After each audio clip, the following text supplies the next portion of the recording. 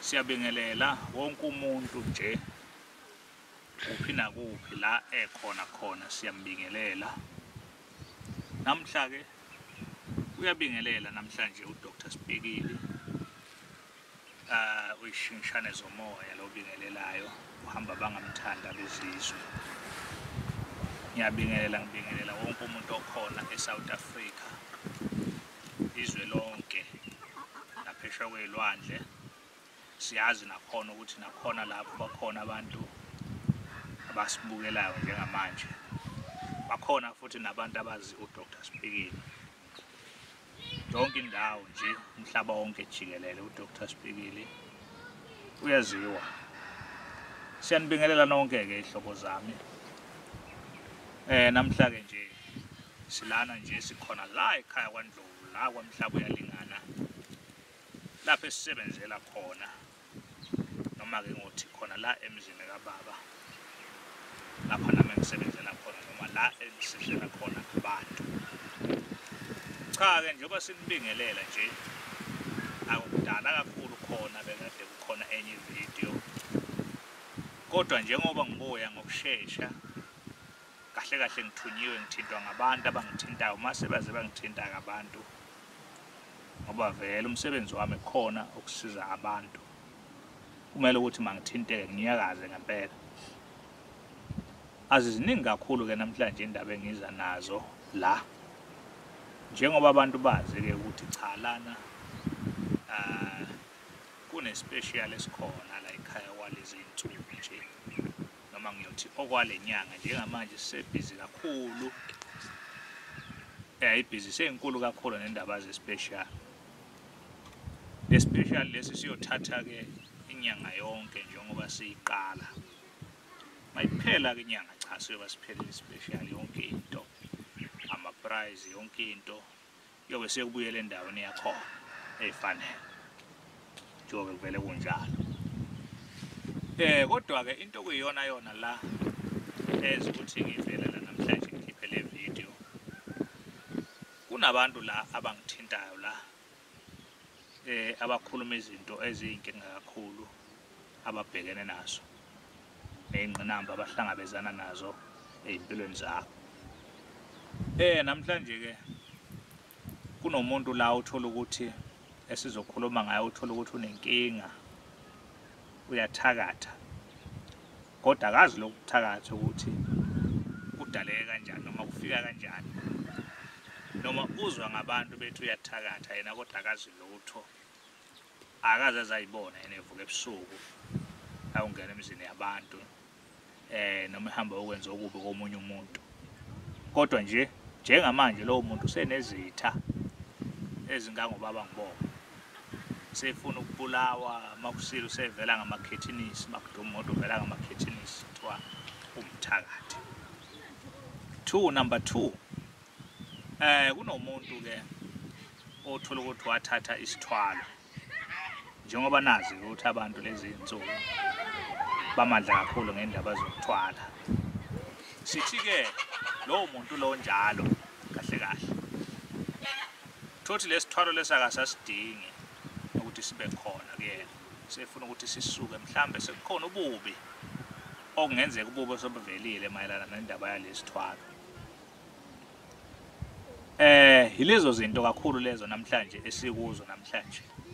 Sithi ke uma kungenzeka kukhona umuntu okuthiwa uyathakatha kodwa yena bengazi lutho, leyo nto leyo ivamile, into ekhona leyo okubiza ukuthi lowo muntu loyo uma ungabe kwenzeka leyo nto isuke ukuthi wabelethiswa, noma kukhona umuntu ukuthi mangabe ayoganga emgqoke ngolimi lwala kaMhlaba uyalingana kuthiwa ke kuyagqokwana, egqokana noma embatha yena bese ehamba ngethunzi lakhe.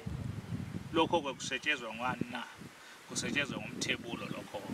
Uthola ukuthi lo muntu wathatha isithunzi sakhe ukuze yena engaveli mangabe ehamba yoganga lapha kuvele wena, ugcine wena usuyithola usuba nezitha ongazazi kodwa wena ubungazi lutho. Sikhona ke izinto ezinjalo. Ngikhuluma kanjena nje ngoba kukhona abangithintile babeka udaba olunjenganalolo. sithi-ke leyo nto leyo-ke uyayithula leyo nto leyo, kodwa into ebaluleke kakhulu okumele ukuthi uyenze, kumele ukuthi kuhlolwe kubonakala ukuthi ngabe ithunzi lakho lithatheke ngayiphi indlela ukuze likwazi ukuthi lithathe lisebenza kuleyo nto. Umuntu-ke ngiyasho-ke ngane zakwethu ukuthi uma kukhona umuntu okungenzeka ethi bayamnuka bathi uyathakatha, cha, ungabe ulokhu ulwa nalabo bantu, ungabe ulokhu uphika, kodwa sukuma ubheke kuqala ubuke ukuthi ngabe yini leyenzakalayo, ngoba vele abantu ngempela isuke bakuphupha futhi isuke bakubona uganga. Injalo nje indaba. Lokho-ke namhlanje engudlulisayo kulabo bantu abanjalo ukuthi cha, bangaphiki uma kuthiwa uyathakatha kodwa wena ubungazi lutho, kodwa ukhona umkhubo okhona osetshenziswayo ukuthi umuntu ekwazi kwembatha ithunzi lakhe ahamba uganga ngalo kuvele wena phambili. Toti abanye bakhona namhlanje esebagenqwa ngobhushi, abanye badutshulwa ngey'bhamu lokhu bebangazi lutho. Ikhona-ke into enjalo. 2, umuntu osuke ethathe isithwalo akasadingi manje ukuthi lesithwalo sibe khona, ngoba zikhona phela iy'thwalo ezinye esiyithatha singazi. Mangabe lento sifikile sikhona ekhaya besiyaqala lento ezayo lokhu wena ongakwazi noma ongakulindele.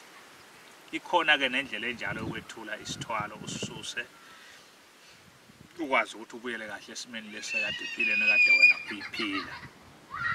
Sinjalo nje indaba. Ilezo ndaba engithi mangiyithinte ukuthi umuntu othatha isithwalo naye kuyenzeka kwesinye isikhathi kugcine bese kuba nezinto ezivelayo. Thotha omunye lento lena seyiphuma ebusuku lapho igila imikhuba yenza izinto ezingalawuleka ngazazi. Impela kuhle abantu-ke abathatha iy'thwalo ukuthi bayihlole ney'thwalo zabo ukuthi ngabe zihamba ngelayini ekuyiyona yona yini, ngabe kuhamba kahle yini, ngoba kungenzeka ukuthi wena ku-right kanti akukho right. Yilokho nje namhlanje esikhuluma ngakho. Nami ngingena kule video nje ngoba ngithinte labo bantu abakhuluma ulimi olunjalo. Ngithi-ke cha, zikhona-ke izinto ey'njalo ziyenzeka futhi ziyalungiswa futhi-ke ziyelashwa lezo zinto lezo ezinjalo. Into elungisekayo leyo, uyakwazi ukwethula into oyayimbatha emzimbeni uyisuse uma ngabe usuwubona. Njengoba nje umuntu ekwazi ukususa isilwane akuthiwa unesilwane, ngoba ikhona into okuthiwa isilwane, ukuthi njalo nje wena la ukhona khona naso sikhona nakuba ulele. Iy'lwane zihlukene-ke, esinye siyakwazi ukuthi sizenze umuntu wesilisa, wena uma umuntu wesifazane othi ulele ebusuku uphuphu nomkhwenyana wakho niyajabulisa. Uma umuntu wesilisa kunjalo uphuphe kodwa unomuntu wakho lo wesimame niyazijabulisa niyitile. Injalo leyo nto leyo-ke ziyalungiswa-ke izinto ey'njalo. Namhla-ke nje akuningi kakhulu vele, kodwa njengamanje into esisebhizi ngayo kakhulu, sisebhizi nje nendaba yale special, kuyasetshenzwa nje kunjalo nje, kuyapheka kuyathulwa. Lokho nje akuningi kakhulu-ke. Ngizoba nxusa kakhulu futhi abantu njengoba abanye bekhalaza bathi bayekwenzeke bengifonele babone ngasheshe ubaphendule ey'ncingweni. Ngithi-ke cha, nibekezele nje ngane zakwethu, sincengisane nje abazalwane kuyo le foni eyodwa ngoba sibaningi kakhulu and siya ngokwanda kakhulu kunakuqala. Umuntu uma efonile adlulise isikhahlana noma i-30 minutes aphinde amthinte futhi uDr Sibhekile, kodwa kukancane ukuthi ngenzeka ngingabi nayo i-airtime efonini. I-airtime ihlezi ikhona yokuthi-ke ngikwazi ukubuyela kubantu ngamunye osuke efonela uDr Sibhekile. Ngakancane impela kuthiwa angibuyelanga kuwena. Yilokho nje iy'namba zika-Dr Sibhekile zithi-ke 071 106 9603, 071 106 9603. Yona namba-ke le uDr Sibhekile angatholakala kuyona uma ngabe umuntu emthinta. Indawo-ke vele iKwaMhlaba uyalingana uma udlula iJozini, uhamba straight ungakafiki eBhambanana. Khona indawo kuthiwa iseBhambanana, bese ufika ujika la okuthiwa isemathayini khona, noma wehle khona. Uma ngabe ungenayo into yokuhamba akuyona inkinga leyo, wehla kuleso stophi then uzohlangatshezwa khona la ekhaya ngemoto yala ekhaya ikuthathe ikulethe la kwaNdlovu. Yilokho nje akuningi kakhulu.